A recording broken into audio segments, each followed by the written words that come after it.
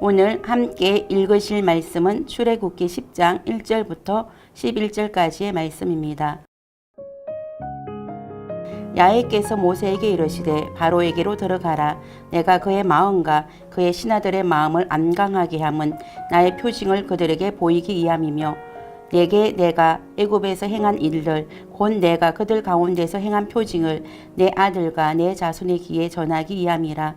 너희는 내가 야훼인 줄 알리라.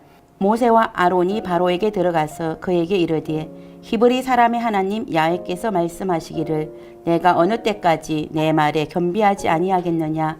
내 백성을 보내라. 그들이 나를 섬길 것이라.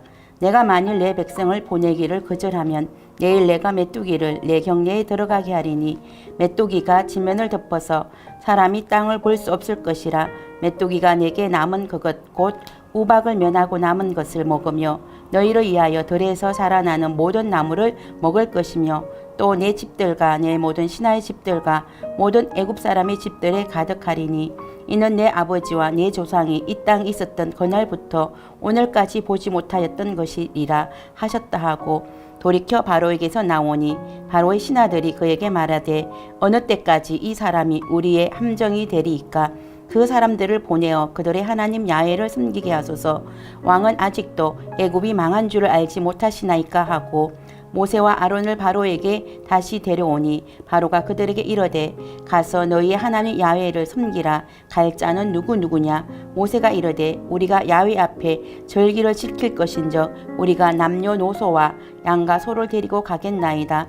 바로가 그들에게 이르되 내가 너희와 너희 어린 아이들을 보내며 야훼가 너희와 함께 함과 같으리라. 보라 이것이 너희에게 나쁜 것이니라. 그렇게 하지 말고 너희 장정만 가서 야훼를 섬기라. 이것이 너희가 구하는 바니라. 이에 그들이 바로 앞에서 쫓겨나니라. 아멘. 샬롬. 오늘도 말씀을 통해 하나님께 더 가까이 나아가는 하루 보내시길 축복합니다. 저는 오늘 본문 말씀을 통해 애굽에 내린 재앙의 목적이라는 제목으로 말씀을 묵상해 보기 원합니다. 오늘 본문은 애굽에 내린 8번째 재앙인 메뚜기 재앙의 초반부 이야기입니다. 하나님께서 애굽 땅에 7가지의 재앙, 피, 개구리, 이, 파리, 가축, 피부병, 우박의 재앙을 내리셨습니다. 이제 8번째인 재앙인 메뚜기 재앙을 내리기 위해 모세에게 바로에게 들어가라고 명령하셨습니다. 그런데 하나님께서는 바로와 그의 신하들의 마음을 완강하게 하셨습니다. 왜 하나님께서는 바로의 마음을 안강하게 하셔서 첫 번째 재앙에 바로가 항복하고 이스라엘 백성들을 출애굽시켜 주도록 하지 않으셨을까요? 하나님께서는 충분히 그렇게 하실 수 있는 힘과 능력이 있는 분이신데 말입니다. 과연 거듭되는 재앙의 목적은 무엇일까요? 이 재앙을 통해 하나님께서 바로를 다루시는 것처럼 보이지만 사실은 하나님께서 이스라엘 백성들을 다루시고 있습니다. 출애굽기 10장 1절에서 2절 야훼께서 모세에게 이르시되 바로에게로 들어가라. 내가 그의 마음과 그의 신하들의 마음을 안강하게 함은 나의 표징을 그들 중에 보이기 위함이며 내게 내가 애굽에서 행한 일들 곧 내가 그들 가운데서 행한 표징을 내 아들과 내 자손의 귀에 전하기 위함이라. 너희는 내가 야훼인 줄 알리라. 애굽에 내린 재앙의 목적은 첫 번째, 하나님의 표징을 애굽 백성들에게 보이기 위함입니다. 하나님은 바로와 애굽 백성들에게 하나님의 표징을 보이기 원하셨습니다. 표징이란 히브리어로 오토라는 말입니다. 오토는 신호, 깃발, 횃불, 증거, 표시 등의 뜻을 지닌 말로 애굽에서 행한 하나님의 이적을 뜻합니다. 자연적이지 않은 특별한 기적을 통해 하나님이 하셨다고 인정할 수밖에 없는 이적을 나타내는 것입니다. 애굽 백성들은 수많은 신들을 섬기며 살았고 바로 역시 태양의 아들로 자신을 신격화했습니다. 하나님은 바로가 신이 아니고 그들이 섬기는 신이 참 신이 아님을 보이시겠다는 것입니다. 역사 가운데 임하시는 하나님의 초자연적인 이적을 통해 오직 하나님 한 분만이 참 신이라는 것과 하나님의 능력과 근위를 나타내기 원하셨습니다. 두 번째, 하나님의 표징을 통해 이스라엘 백성들과 그 후손들에게 교훈하기 위함입니다. 하나님은 바로가 아니라 이스라엘 백성들을 다루고 있습니다.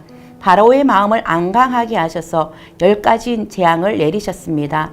모세와 이스라엘 백성들은 한두 가지 재앙으로 바로의 압제에서 해방되기를 원했습니다. 일이 쉽게 끝나기를 원했습니다. 그러나 하나님의 계획은 그것이 아니었습니다. 10가지 재앙을 다 내리는 것입니다.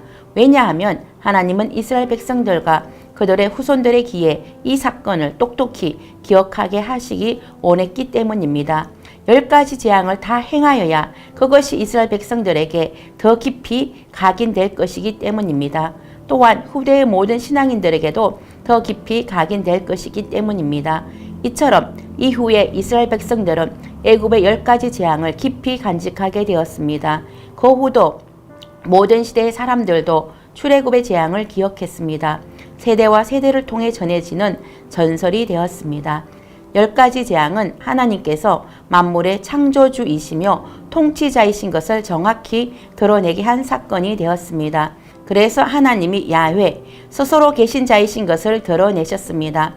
이스라엘 백성들이 자신의 힘이 아닌 하나님의 은혜와 능력으로 출애굽을 할 수 있게 되었다는 것을 잊지 않고 하나님께 감사와 찬양과 영광을 돌리게 하기 위함입니다. 오늘 저와 여러분의 삶에도 이런 일이 있을 수 있습니다. 하나님께서 허락하신 이 10가지 재앙이 이스라엘 백성들을 다루시기 위한 것인 것처럼 저와 여러분을 다루시기 위해 하나님을 하나님으로 인정하고 섬기게 하시기 위해 허락하시는 재앙이 있을 수 있습니다.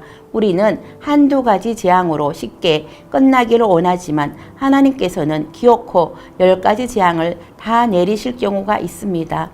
끝나지 않을 것 같은 이 재앙의 연속성 위에 있을 때는 힘들고 어렵지만 이 재앙이 끝나고 해방과 자유를 얻을 때 그 감격은 잊을 수 없는 감격이고 기쁨이 되는 것입니다. 하나님이 행하신 그 구원의 은혜에 감격하며 감사하는 삶을 살게 하시는 것입니다. 하나님은 10가지 재앙을 통해 우리에게 더 큰 구원의 감격을 허락하시고 그 구원의 감격을 절대 잊지 않고 하나님만 섬기는 믿음의 백성으로 살아가게 하시기를 원하시는 것입니다.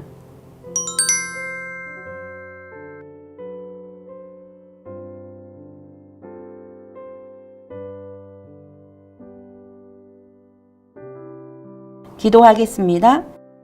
하나님께서 바로의 마음을 완강하게 하시고 애굽 땅에 10가지 재앙을 내리시는 목적은 이스라엘 백성들과 후손들의 귀에 이 사건을 똑똑히 기억하게 하시기 원하셨기 때문입니다. 오직 하나님의 은혜로 이스라엘 백성들이 해방과 자유를 얻게 되었다는 사실을 기억합니다.